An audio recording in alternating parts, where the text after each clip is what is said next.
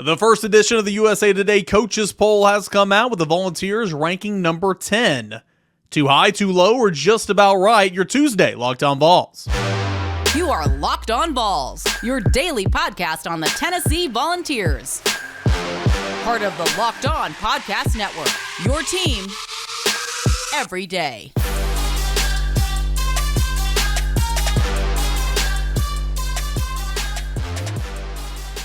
Hey, good Tuesday, everybody. Welcome into it. This is Locked On Vols every single weekday, 30 minutes or less, right here on Locked On Vols YouTube channel or wherever you get your podcast. Appreciate you guys for being here. I'm Eric Kane. Thanks so much for making Locked On Vols your first listen every single day. Couldn't do it without you guys, you everydayers.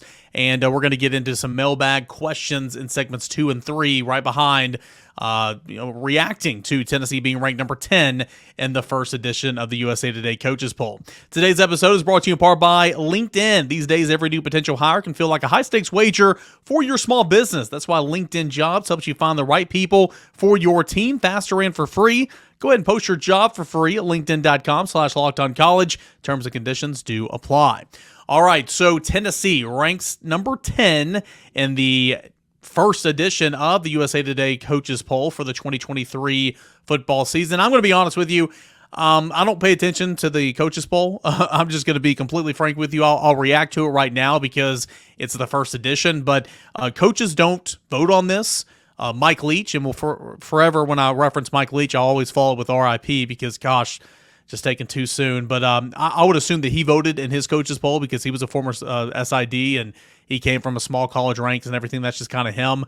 I would imagine that he votes for it. I would imagine that Eli Drinkwitz votes for his. But the majority of college football coaches, especially at the Power 5 level, don't vote on these. The SIDs vote on these, or their assistants vote on these. Not assistant coaches, maybe the assistant in the office to the head coach or whatever.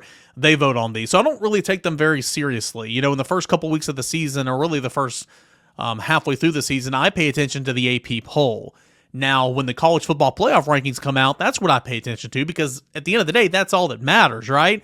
When you're trying to knock on the door to the college football playoffs like Tennessee was last year. And, of course, Tennessee debuted at number 1 in the first edition of the college football playoff rankings last October, or maybe it was November. But whatever the case is, yeah, it was November because it was right before that Georgia game. Whatever the case is, Tennessee does come in at number 10 in the Coaches Poll. Now, the Coaches Poll was released yesterday, and I think the first installment of the media poll, the AP poll, comes out next week.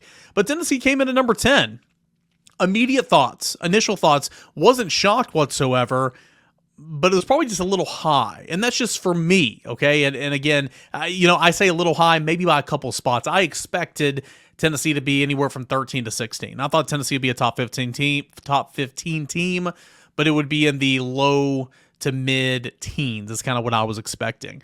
But number 10 doesn't shock me whatsoever. I mean, look what Tennessee did last year, right? Won 10 regular season games, finished on a high note with its quarterback coming into this season, Joe Milton, by beating Clemson in the Orange Bowl. That was huge.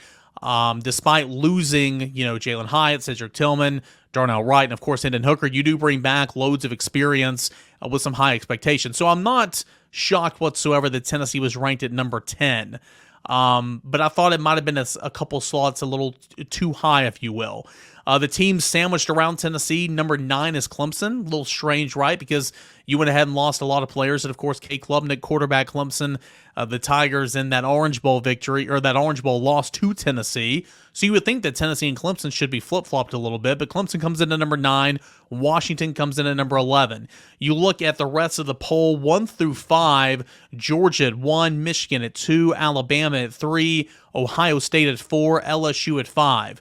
Of the top 5 teams in this coaches poll, 3 have three have big-time quarterback questions, right? I mean, sure, Beck is going to be the starter for Georgia, and I think that from a talent perspective, of course, we know that he's going to be an upgrade, but again, it's about putting it together. Stetson Bennett just won you 2 national championships, and along with a great offensive line play, some weapons, and an elite defense, Philadelphia Eagles. But you still got to see him do it, week after week, right? And so that's a quarterback question for Georgia. Michigan, you're set at quarterback with McNamara or whatever. Alabama, huge quarterback question. Now, Alabama's roster is still great, and I'm not trying to diminish that. I mean, I think the defense is going to be good. You've got good running backs. You've got good offensive line play. Receivers are better, in my opinion, than last year. But you got to have quarterback play. And if Jalen Milroe's the guy, which I don't think he will be, but if Jalen Milroe is the guy, and if he can make it click, you talk about a dynamic athlete at the quarterback position where you can do a lot of things with him. Is it going to be Ty Simpson? Ty Simpson, threw it 5 times last year. Huge question marks if it's Ty Simpson because he's so unproven. And then if it's Tyler Buckner, I mean, he wasn't great. He barely played at Notre Dame. Of course, injury was there, but I mean, he wasn't great when he did play. So, again, Alabama's going back to running the football, playing elite defense, in my opinion. And that doesn't mean they're not going to win double-digit games this season. I'm just saying, for the first time, there's no Jalen Hurts to Tua Tagovailoa to Mac Jones to Bryce Young. Alabama's got quarterback questions. And, of course, Ohio State's got quarterback questions as well, trying to replace what it lost last year, which was a pretty daggone good player. Michigan's set at quarterback, and, of course, LSU is set at quarterback with Jaden Daniels. So, again, I'm not surprised of the top 5. Georgia at 1, Michigan at 2. Michigan deserves to be at number 2, in my opinion. Back-to-back college football playoff appearances. They've won a whole lot of games, beat Ohio State last year. Alabama at 3, Ohio State at 4, LSU at 5. LSU continues to be the darling of the offseason. LSU and A&M, and I'm not saying LSU's a bad team. I'm not whatsoever, but it was a great year one for Brian Kelly in the SEC West. Made an SEC championship game appearance, right? But you lost 4 games. Tennessee beat you like a drum on your home field. I'm not saying they shouldn't be ranked this high. I'm just saying, and I'm one as well. I mean, full disclosure, I voted LSU to win the West this year, okay? So I'm speaking to myself as well. Just slow the roll a little bit, right? I mean, it's the darling. It's the absolute darling of the offseason. LSU's getting a lot of praise. A whole lot of praise entering the season, so watch out for that as well. So anyway, LSU's there at number 5. Southern Cal's at number 6. Best quarterback in the country, right? Arguably, Caleb Williams. So, they've got a lot of weapons there. Penn State at number 7. Is Penn State overranked? Well, we'll see this year. FSU's another darling of the offseason at number 8. Clemson at 9. Tennessee at 10. Washington at 11. Texas is at number 12. Is Texas back? Notre Dame's at 13. Houston's at 14. Oregon's at 15. TCU, Kansas State, Oregon State, Oklahoma, and UNC come in from 16 to 20. UNC, of course, got great quarterback play in Drake May. Wisconsin's at 21. Ole Miss is at 22. Tulane checks in at number 23. Texas Tech at 24.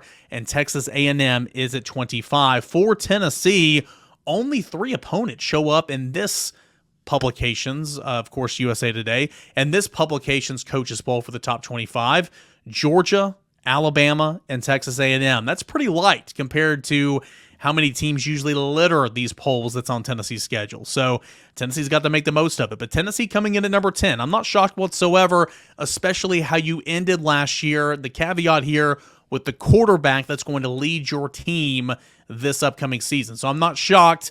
I would probably have Tennessee at like 12 or 13. But anyway, it is what it is. Tennessee's a top 10 team entering the season. That's pretty cool, and it speaks to where this program is right now under Josh Heupel and everything that the 2022 team did. Now it's time to sustain if you are Josh Heupel and the Tennessee Volunteers. All right, when we come back, we've got tons of mailbag questions to get into. It's when you get to take over the show. You everydayers will get to your mailbag questions when we return. But right now, I want to tell you about LinkedIn Jobs. These days, every new potential hire can feel like a high-stakes wager for your small business. You want to be 100% certain that you have access to the best qualified candidates available. That's why you've got to check out LinkedIn Jobs. LinkedIn Jobs helps you find the right people for your team faster and for free. We have all used LinkedIn throughout our careers, putting our resumes out there online with hopes of, just casting that line out there, if you will. You guys know I love PFG, right? Casting that line out there and seeing if you get any catches, any emails, any phone calls, any messages saying, hey, we saw your resume. I think you'd be a good fit here. Come on, interview with us. Maybe you did that process, but now you have reached where you want to be as a small business owner, but you need help. You can't do it alone. You want people qualified to represent you and your business the right way, but also people you can trust. And at LinkedIn Jobs, they can find those people for you by, having tools like screening questions to make it easier to focus on the candidates that you think have the right skills and experience. You can prioritize them, interview them, and then ultimately hire them, right? It's why small businesses rank LinkedIn Jobs #1 in delivering qualified hires versus its leading competitors. LinkedIn Jobs helps you find the qualified candidates you want to talk to faster and for free. Post your job for free at linkedin.com/lockedoncollege. That is linkedin.com/lockedoncollege to post your job for free. Terms and conditions do apply. All right, guys, welcome back into it. Your Tuesday edition of Locked On Vols. We'll look forward to having Josh Ward on for a little Ward Wednesday tomorrow as fall camp continues on. Notes and everything from fall camp right here on Locked On Vols each and every day. Let's get into Twitter Tuesday mailbag edition of the show. As you watch on Locked On Vols on the YouTube channel, please subscribe if you haven't already, and wherever you listen, download those episodes so you don't waste your cellular data. Let's go to Robo22. With all this conference realignment talk, it got me wondering what would be the best scenario to make college football the best it could be. The SEC, Big 10, Big 12, ACC all get to 18 teams, play 9 conference game schedule a year in and year out with the top 16, best 4 from each conference, make the playoff. What's your thoughts? Who should be in what conference? Yeah, that's a loaded question. I think, again, kind of going on to what I said, kind of going off of what I said on yesterday's show, I think eventually football's got to break away because of all this conference realignment crap and how it just makes no sense. I mean, UCLA's playing in the Big Ten. Southern Cal's playing in the Big Ten. Missouri came to the Southeastern Conference. Again, it's not like the SEC is completely guilt-free here. It's all about money. It's all about revenue split. I understand why it's happening, but for reasons I spoke on yesterday, I mean, the student athlete is the loser here. It's why no one should ever condemn or criticize a student athlete for trying to go and find a better opportunity or for trying to maximize his name, image, and likeness in this era of college football. Player movement's happening right now. Why? Because the grown-ups in the room can't be any more consumed by money themselves. And so that's just kind of what it is.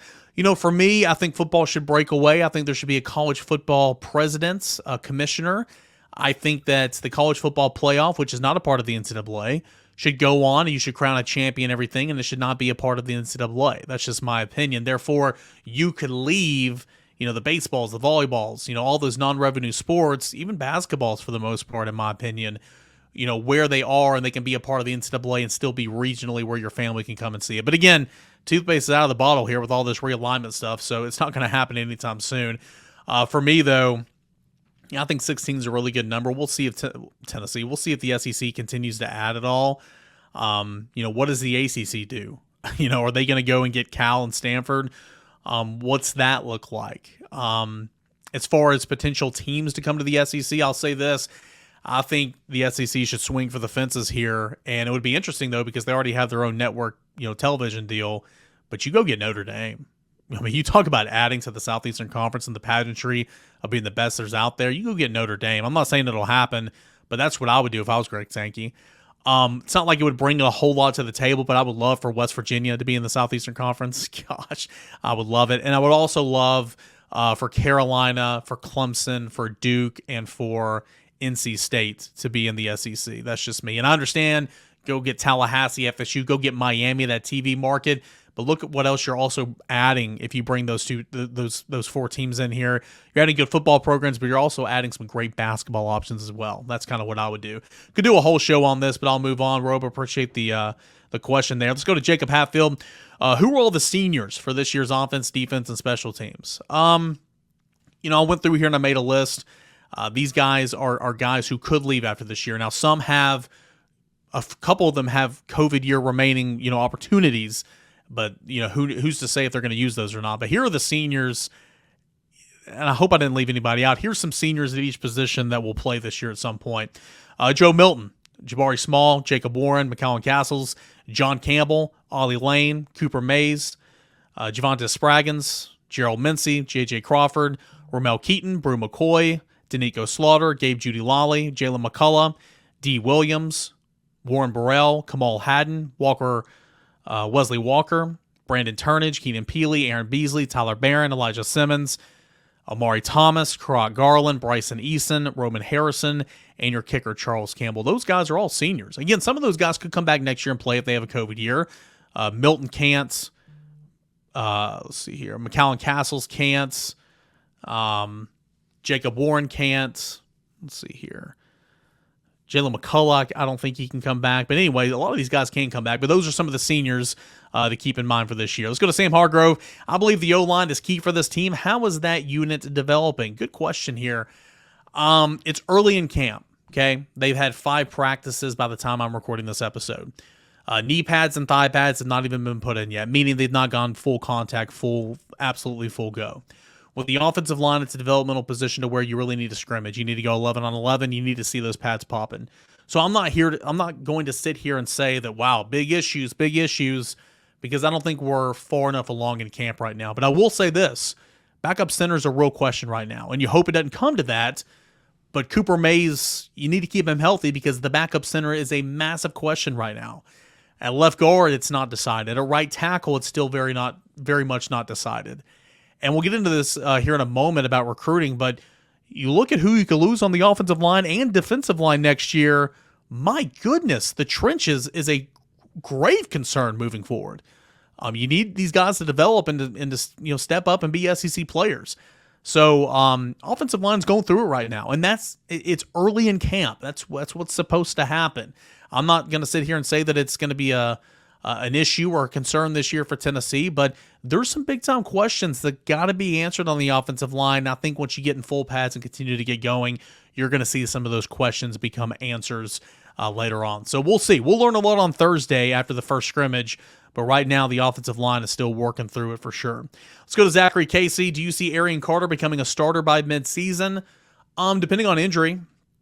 I think if there's an injury, depending on where he is at that point in time, potentially he could step in. Maybe that could be Elijah Herring. But for defense, you rotate so much. So for Arian Carter, say everybody's healthy.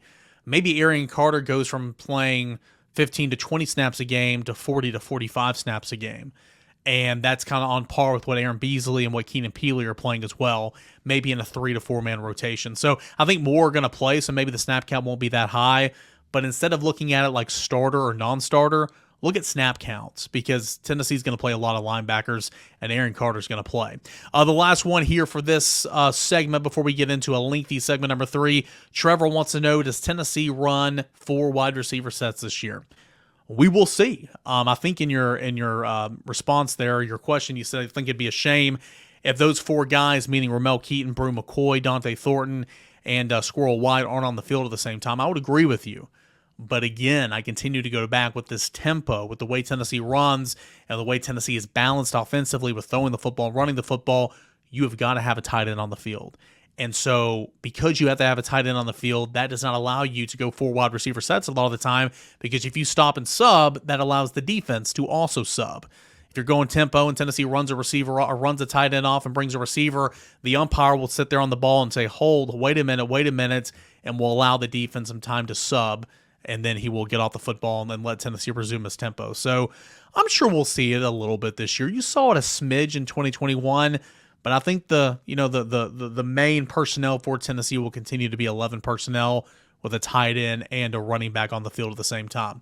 We got plenty more questions to get into, more on fall camp, some recruiting as well, some conference expansion questions whenever Texas and Oklahoma get in the conference. How does that affect baseball and basketball schedules? That, a whole lot more. Mailbag, Twitter Tuesday, right here on Locked On Vols. All right, guys, we continue on with the Mailbag edition of the show every single Tuesday right here on Locked On Vols. Every dayers when you take over the show. Let's go to Vol and Arky. Says, how does conference expansion with OU and Texas affect basketball and baseball scheduling? All right, so remember those 2 teams will come in for the start of the 2024 football season. They'll be there for basketball season and so on. In baseball, here's how it will work. Baseball will go to no divisions. There won't be an SEC East or an SEC West. No divisions. Each of the 16 teams will play 10 3-game series to equate to 30 conference games. Every team will have 2 permanent opponents. You would think in baseball, Tennessee and Vanderbilt will for sure play every single year. And then that other permanent opponent, could it be Kentucky? Could it be Florida? We'll see. But every team will have 2 permanent opponents. Those haven't been announced yet. And then the other 8 opponents will rotate annually. So say, for example, Tennessee, 10 conference series a year for baseball. Tennessee would play Vanderbilt and Florida, just using those as an example. Tennessee would play Florida and Vanderbilt every single year, and then the other 8 on the schedule, rotate. You play 8 this year, and then you play the other remaining the next year. So that's kind of how that would work. For basketball, essentially, this is how it affects really just the number of SEC games they'll play. So they play 18 right now, but it should go to 20. ACC has other leagues that went to ACC and other leagues. I'm reading a text from somebody that I asked to clarify. ACC and other leagues went to 20, and it makes it harder to schedule bigger non-conference games. Just limits the non-conference schedule more than anything. Rick Barnes always wanted a round-robin conference schedule like they used to have in the Big 12, but obviously that is impossible right now. In terms of permanent opponents, we'll have to see, but right now Tennessee plays every single year Kentucky, South Carolina, and Vanderbilt. That format's probably going to be subject to change, but Tennessee is going to play Kentucky every single year regardless of what happens. So really in basketball, it just affects the number of games going from 18 to likely 20. A good question there, Vol and Arky. Let's see here. Trevor, is Tennessee closer to Alabama, Georgia tier or the rest of the SEC? I would personally put, this is Trevor talking, Tennessee and LSU in a tier together and label it, you need to show me a little bit more. I agree with that wholeheartedly, right? Georgia and Alabama in a tier by itself. Georgia back-to-back national champions. Alabama for what it's done the last 15 years, plus the recruiting classes it continues to stack on top of one another. I would have them in a tier by themselves. LSU, which is getting all the love this offseason, ranked 5th in the coaches poll, picked by many, myself included, to win the SEC West, all that type of stuff. A college football playoff team, contender, if you will. It's getting a lot of love. But again, I go back to, Tennessee beat the brains off of LSU last year. And I get it. No, not one year's correlated to the next year, but seeing what Tennessee did, but also recognizing Tennessee, that was an anomaly so far, right? Let's be honest about ourselves. Can Tennessee sustain it and win double-digit games this year or win 9 games this year? We'll see. That's why I agree with you. I'd have Tennessee in that you need to show me a little bit more. So I'd have Georgia and Alabama in Tier 1, Tennessee and LSU in Tier 2. In Tier 3, I would have teams like, Kentucky, Ole Miss. Ole Miss might be in the conversation for Tier 2 as well. What it did last year, despite losing a starting quarterback that was really good and both its coordinators, it's really impressive if we're being honest here. But that tier 3 could be Kentucky, South Carolina from the East, and teams like Ole Miss and A&M. Honestly, A&M should be up, to be completely honest, but I think A&M would be in Tier 3 right now. Kind of stuff like that. So that's without going through every single team in the league. That's kind of how I would have at least Tennessee. But Tennessee right now is as close to that tier as it's ever been. That's why this year is so freaking important, and I can't wait to see what Tennessee looks like this year for sure. Let's move on now. We'll go to Braden. As a fan, where do you draw the line between hoping the SEC wins or wanting to see your rival lose? People vary on this, all right? If I'm not mistaken, growing up, and my dad listens to this show every single day, so he's going to call me when he hears this. He would just be like, in these big-time bowl games or these big non-conference games at the beginning of the year, he'd be like, oh, well, there's an SEC team playing. We want to root for the SEC. And so I was kind of on board with that growing up. But then as the older I'm getting, I'm sitting here thinking, okay, as a fan, you're not rooting for those teams ever on any given Saturday in October, September, November, right? So why on earth would you root for those teams in bowl season or big non-conference games at the beginning of the season? To me, that makes no sense. So again, to each their own, all right? For me, I don't play that game. I don't want Alabama to ever win, right? I don't want Florida to ever win. I don't want Georgia to ever win. So, whenever they're playing in a matchup elsewhere, you're rooting for the other team. Now, being a part of the Southeastern Conference, technically everybody can say, hey, the SEC owns the NFL draft. The SEC owns the first round of the NFL draft. The SEC owns the college football playoff. And that's true. But a lot of it's Georgia, Alabama, LSU. They won one as well. LSU won one in 2019. I mean, a lot of that's some other teams. And so a lot of these teams, just like revenue sharing with Vanderbilt and Northwestern, the Big Ten, Vanderbilt and the SEC, you tag along and you reap the benefits, right? But just for me, and again, to each their own, I don't play that SEC against everybody else. I just don't do that because I don't root for those teams on any given Saturday. That's how I view it. Anybody is open to interpret it the way that they want to. Let's go to Daniel here. Got a couple more, then we'll call it quits on this show. With Tennessee's offense being so explosive, is it going to make an elite defense like 1998? Now, I see where you're going with this, and I agree with you a lot. Like, the offensive line right now, point blank, talking with a bunch of people, I'm just going to be honest with you. Monday's practice for the offensive line, horrible. It was horrible, okay? Spoke to a number of people. Of course, I'm only out there for 20 to 23 minutes or whatever. The offensive line had a rough day, and that's okay. It's fall camp. It happens, okay? You're not going to be great. You're not going to have a great day every single day. It's not the end of the world. But the offensive line had a rough day, okay? You look across the field. That defensive line, it's made up of all. You remember all those seniors I just listed out a moment ago? I mean, that's the defensive line. The Tyler Barons, the Dominique Baileys, the Roman Harrisons, the Karad Garlands. I mean, all these guys that have been, Omari Thomas, I can't believe I left him out. All these guys have been in the program and the development under Rodney Gardner for years. Of course, you add some more and sprinkle those in there as well. They're farther along in the game right now than the offensive line. So I think this defensive line is going to make this offensive line a whole lot better. Now, your question is, will the offense make the defense better? I would agree. I think so. But Tennessee's defense is not going to be facing an offense like Tennessee's every single Saturday. In fact, it won't. You're not playing Ole Miss this year. It won't face an offense like Tennessee's at all this year. Okay, and so sure, you can get in better shape. You can get after the quarterback. I mean, you can still perfect your craft and get better. But there's no Al Wilsons. There's no John Henry. I mean, there's no big time players on this defensive football team like there was in 1998. So that's kind of how I would. That's kind of how I would say that. Tennessee's offense beat the crap out of Tennessee's defense. When Peyton was here, and then that defense fall camp and prior to the 1998 season, Tennessee's offense did not score a point in preseason camp. And then you score 34 at Syracuse or something. And Brent Hubb says that's the biggest surprise. One of his careers is how just the offense got so much better from the defense. So I understand where you're coming from, but there's no Al Wilsons here. There's some good players, but there's no Al Wilson. So it'll help them for sure. But like 98, that was an elite defense, so I don't think so. Let's go to Aaron. Who do you think will be the next Tennessee football wide receiver with a 1,000-yard plus season?